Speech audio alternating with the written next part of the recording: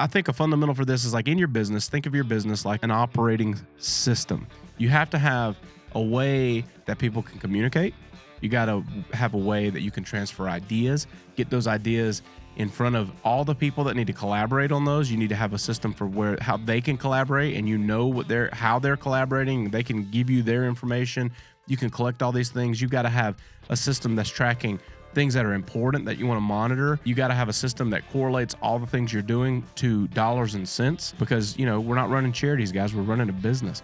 And so if you don't have that system to where you go and do the thing and it has inputs and outputs that create bills, and you can cut checks and you can do all these things, you're going to find yourself floundering, and you're going to prohibit growth, and most likely you're going to fail.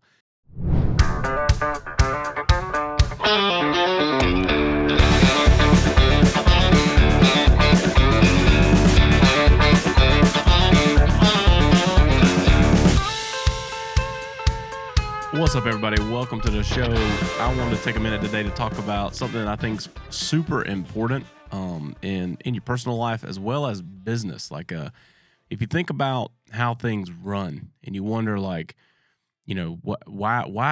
can't I manage this, or things are falling through the cracks or slipping, through the cracks in your organization or in your home life. As a dude that's really big on family, I've got a wife. And first and foremost, I got to be a husband. I've got 9 kids, 7 of them still at home. I got to be a dad, and I got to be a dad to all these different little people that have different, things that they love, different passions, different hobbies, and keeping all that organized. Like there's got to be some way to do it, and then on top of that, owning multiple businesses.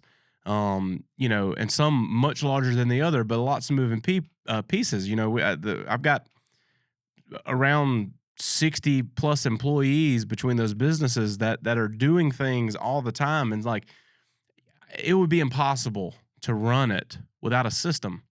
And if you think about that, you've probably heard this before. People talk about process, system, process. But just to say it's not enough, you really got to understand what that means. But if you think about things that you use on a regular basis, right? Your computer. If you open up your computer, you expect it to be able to facilitate multiple tasks, right? Like you're going to be creating a document, you're looking things up on the internet, you got email open, you can connect all your texts and everything into your computer. You might even drag over to another screen, a YouTube video, a podcast. You've got something going on, and it's able to function and run all of those things simultaneously because of a system. It has an operating system. And so operating systems are the most important piece of anything that you do. Anything that you do. If you just try to wing it, and I am the king of wing it. I don't like systematic fences. I like green grass. But what I know about myself is I am the reason they put guardrails on the interstate, because if they weren't there, I would definitely pull off on the shoulder and pass people. They're there to keep you safe. And so the idea of a system, and we'll just start with business, but it needs to be able to be deployed through everything that you're doing.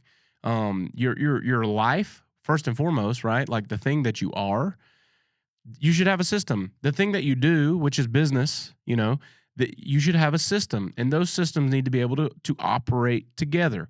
They need to be able to have similar features.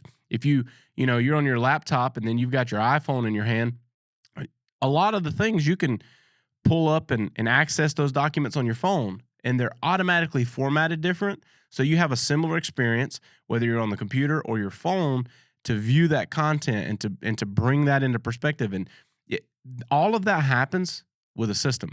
So we're going to talk a little bit about what does that look like? How do you create some kind of harmony between your regular day-to-day life as well as your business life? And how do you get this thing so that you can actually run the business and work on the business without having to feel like you serve the business and work in the business, and you gave yourself a job, and then you're missing all the important dates, you're missing all the things at home, you got tension in every part of your relationships because people don't know what to do. And not only do people not know what to do, you don't know what to do. So I think a fundamental for this is like in your business, think of your business like an operating system. You have to have a way that people can communicate. You got to have a way that you can transfer ideas, get those ideas in front of all the people that need to collaborate on those. You need to have a system for where how they can collaborate, and you know what they're how they're collaborating. They can give you their information.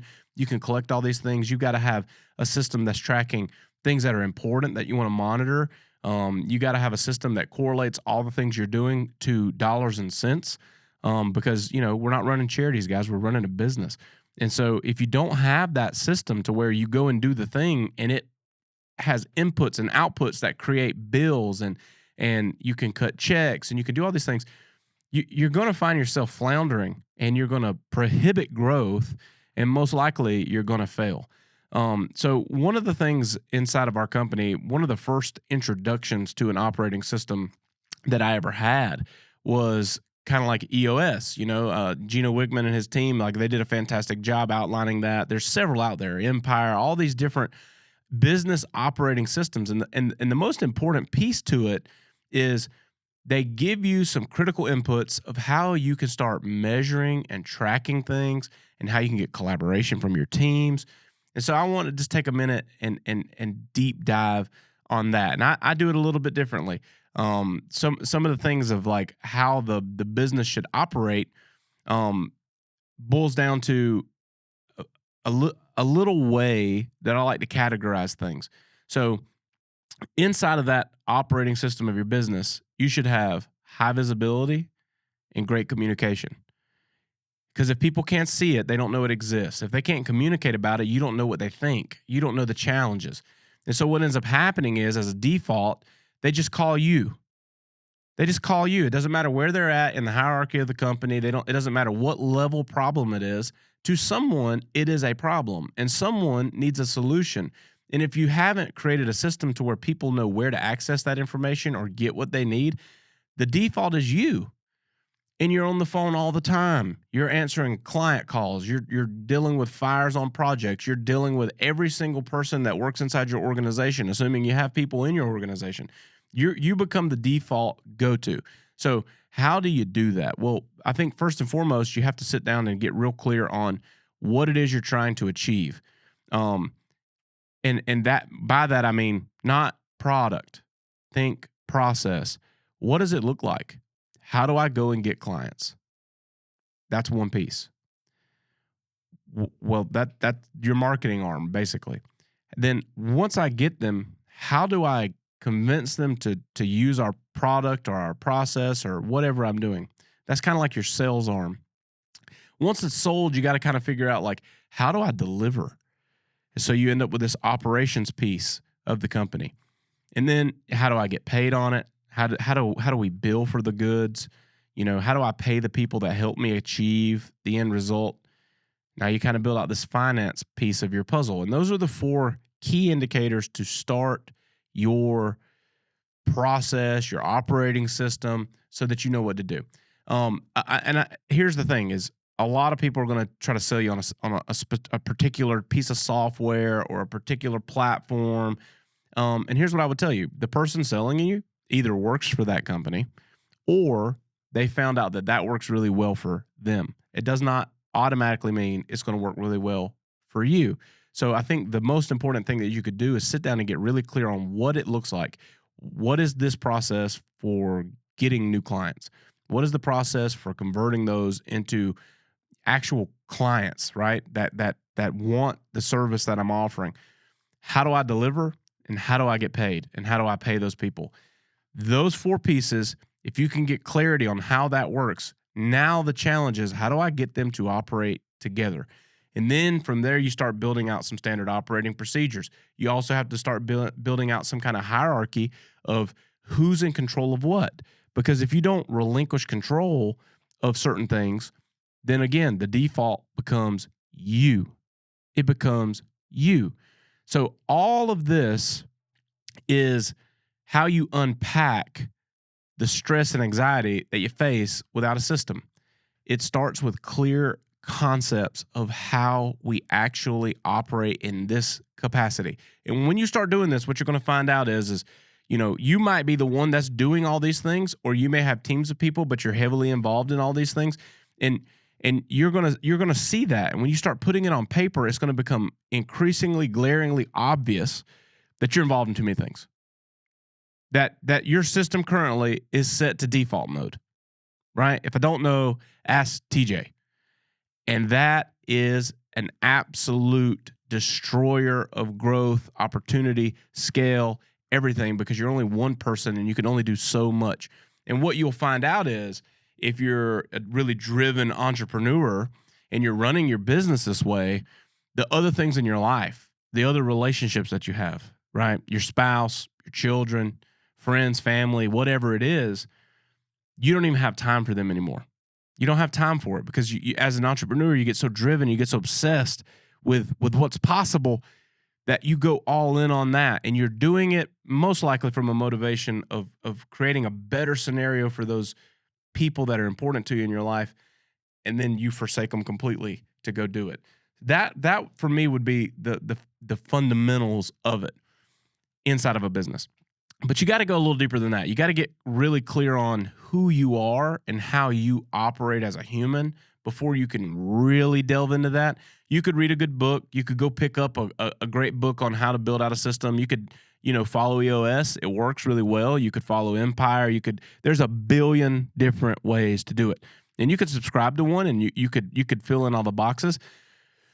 But you're not really going to see transformation of how a successful operating system can transform your life until you create one for who you are as a person. And so one of the ones that I've done over the years, and I didn't just come up with this because I'm super creative. It was literally a combination of everything that I've ever been shown, everything that I've ever tried. And over the years, I've kind of built this operating system of how I want to live my life. And it's really simple. It's broken down in some categories here. The first one's like having a resilient mindset. What does that mean? It means as a human being, I've decided to become a resilient person. This isn't easy.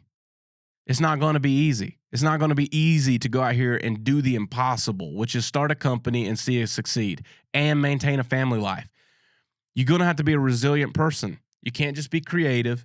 You can't just be ambitious. You can't just have some finances. You got to be resilient.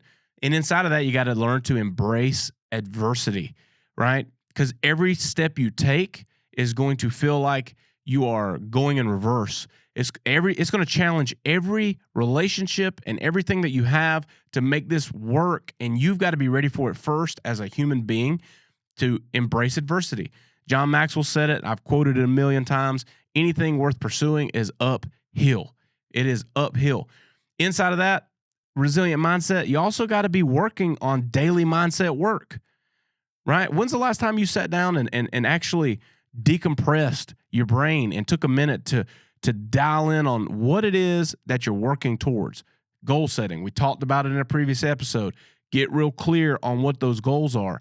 Take a minute, visualize. What do you want your life to look like? How do you want it to feel? How do you like what's true about that version of your life that you want that's not true now? That's giving you some things to work on. And then at the end of the day, guys, like you got to connect. Prayer, that's my thing. Like I've got to get connected there. It may be just reflection. It could be meditation. It could be whatever. For me, it's prayer. Like that has to be a part of my daily life to ground myself and realize that like it's not just me. It's not just me. There's so many people in my life. There's so many people that I encounter on a daily basis that my resilient mindset is going to help them. But in order to maintain a resilient mindset, I've got to be grounded in something. I've got to have moments where I turn it all off and I focus on what's most important. The other side of that is ownership.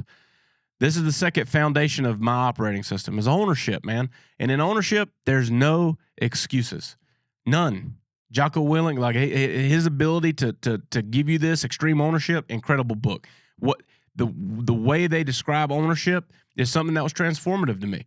You got to learn to own it. And if you own it, there's no excuses, right? That's true in your personal life. That's true in every relationship you have. It's true in your business. The buck stops with you. There is nobody else, right? You may have a key player. That's their responsibility. They failed. They failed because you let them fail, because they didn't do, because you didn't guide them. You have to have that mindset. You have to have that kind of ability to just own the situation.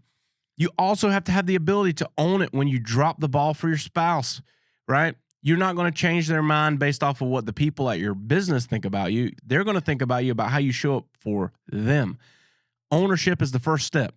If I can't make an excuse about it, if I can't say, yeah, but, then I have to show up different and change the things that aren't working. It's ownership. Ownership works really well with the second piece is leading with integrity. How do you lead with integrity? Right? You got to be honest. You got to be honest and transparent with people. You got to have a part of you that's the same no matter who you're talking to. You got to have a piece of you that really is about what you're saying. If your core values are words on a wall, you've missed the whole point. This has to be something that is absolute rocket fuel to your success, that drives you on the mission you're on. You have to be inside of that. For ownership to work, you have to have integrity. You can't say it and not do it. Your follow through is going to be the one thing that gives people permission to execute and follow through at the same level. And also, it's going to break down the walls of insecurity and distrust, because they know if you said it, you're going to do it, and they're going to begin to learn that they can count on you, and that comes with integrity. The other side of it is this. You got to be committed to something, and it's really easy to get comfortable. You can't get comfortable. If you as a person can't commit to this way of life, it's going to be really hard to transfer down into a company or into your family the desire of excellence. So the next one for me is a commitment to excellence. How do you have a commitment to excellence? Raise the standards. You can't become complacent. And look, guys, here's the thing. It's not all going to happen at once. You can't just hear a good, powerful thing. You can't just have a moment with somebody to where all of a sudden every aspect of your life just gets better all at once. It's not going to work that way. It's not going to work that way. You don't have time to change all of it. So what you have to do is get self-reflective, diagnose problems, listen to the things that people are telling you, process feedback, get in the habit of raising the standard. What is the standard for your life? What time do you wake up? Change it. What time do you go to the gym? Change it. I did this for years. I did it for years. I was really good in a lot of areas, and I lacked in other areas, and I tried to overcompensate in the areas I was really good at for the areas that I was really sluggish at. It doesn't work. But what happens is if you get committed to raising the standard and you're doing that in the areas you're good at, eventually you're going to become the best in those areas, and you're going to get bored, and you're going to start raising standards in other areas of your life. I don't expect you to be perfect, and you can't set that as an expectation of yourself, because you'll never find happiness. But you have to raise the standard. How often do you tell your wife good morning? How often do you hug your husband when he walks in from work?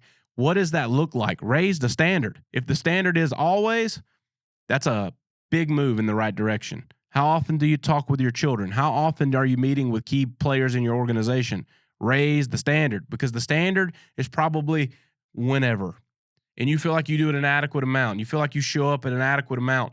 That's comfort. You've set a standard that's very low, and you have to raise it. And you have to be self-aware enough to commit to excellence that you will raise the standard, and you got to do it to yourself first, your personal standards. You do that, it's transferable, right? And then you got to be able to deliver value. How do you do that? You got to deliver value to people through the changes you're trying to make in your organization. It can't just be that it's what's best for me. How do you find value? The value is what this could bring to the whole, what this brings to your employees' culture, what this brings to their life, how it helps them improve, how it makes your marriage better, how your wife can buy into this, how your husband can buy into this, how your kids can get more time with you. You got to be able to deliver the value. You do that first by raising the standard. You do it second by showing up and doing it consistently. Consistently. That's how you deliver value. And that's how you commit to excellence, right? The next one is a fun one for me. Kinetic energy. Kinetic energy, right? The thing with kinetic energy is you got to take massive action and move. You got to move. Energy is not enough in and of itself. It's got to be kinetic. It's got to be moving really fast and rubbing everything that you're touching, and you're transferring energy.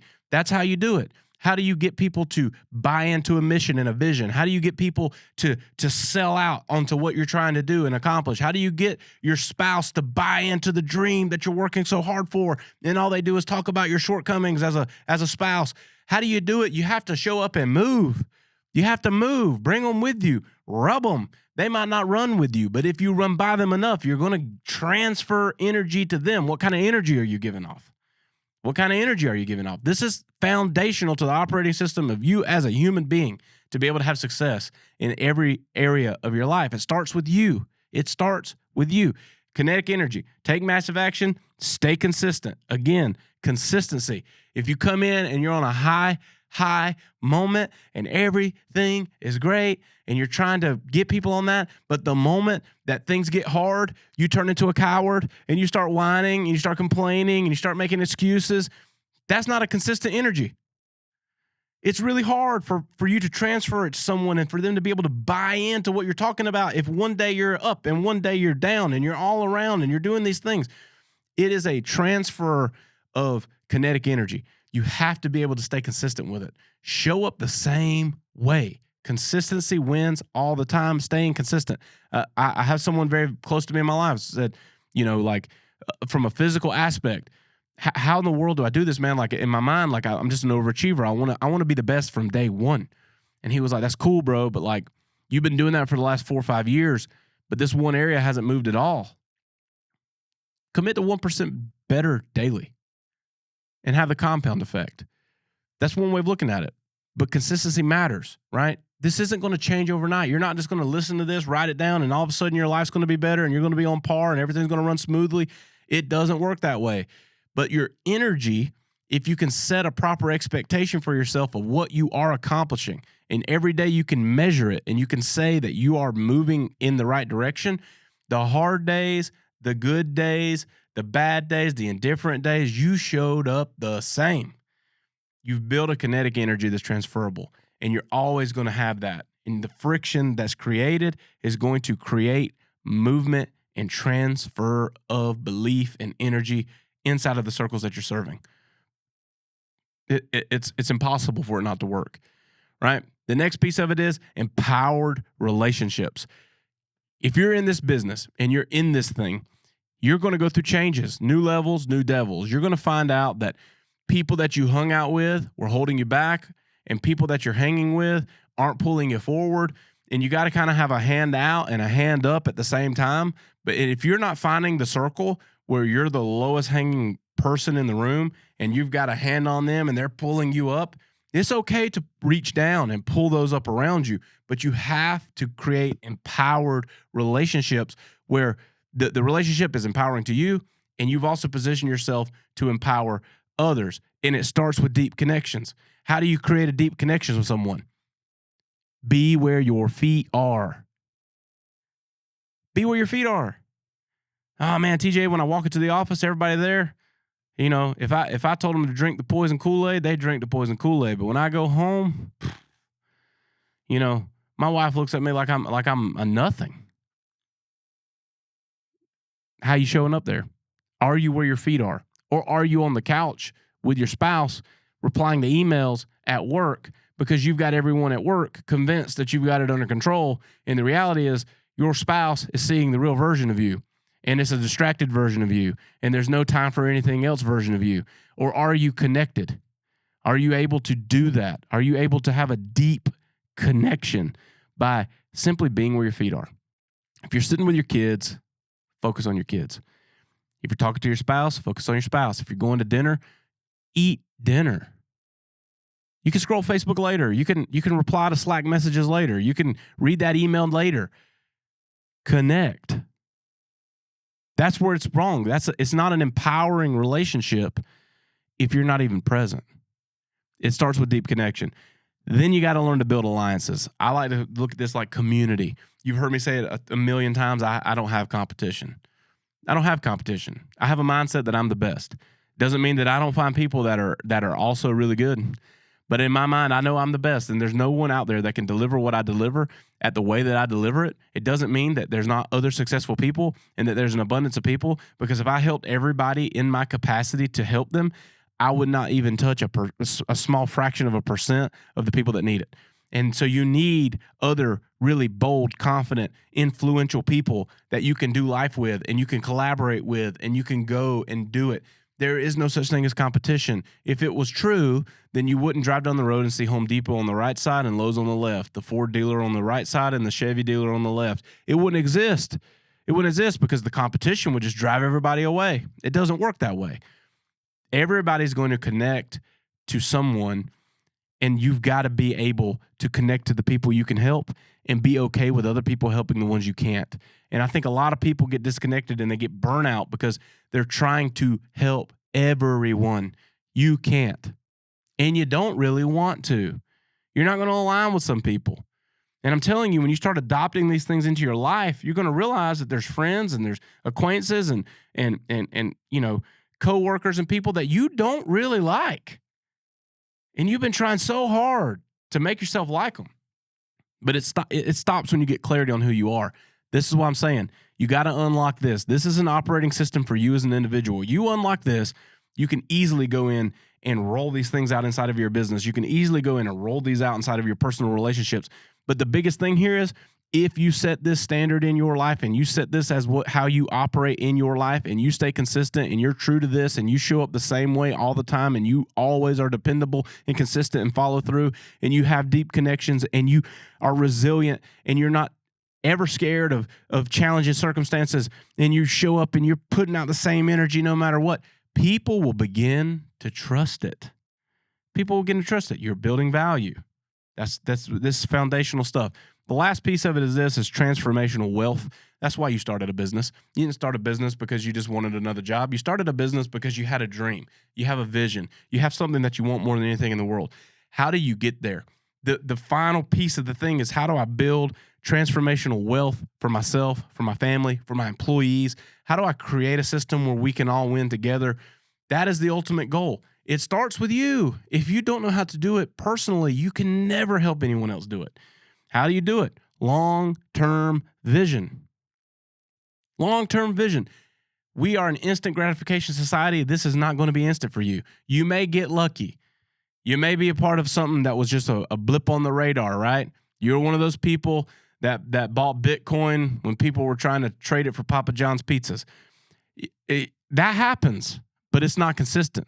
Transformational wealth is having a long-term vision of what it is you're trying to work towards. You're not worried about today. You're worried about the future. You're worried about impact. You're worried about how you can transfer this to other people and how this piece of you can impact all of those around you for years to come, even after death. That's transformational wealth. That's long-term vision. That's putting aside all of the distractions and the shiny object syndrome and everything there, and getting one white hot long-term vision of what you want to be your legacy and going after it with tenacity. That's what it takes. And also, transformational wealth involves giving back.